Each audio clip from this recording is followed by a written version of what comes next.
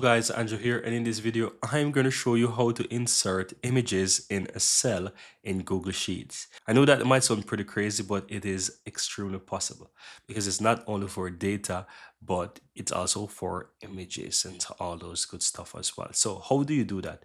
All you have to do is go ahead and over click on insert on the upper options here from the top, and here you have images, right? So you select images in the list, and here it says insert image in cell, right? You also have the option that says insert image over cell, but you can insert the image in the cell as well. So simple click and insert in cell, and from here, if you have images here, you can use those or you can upload from your computer. I'm gonna see if I have something here on my computer.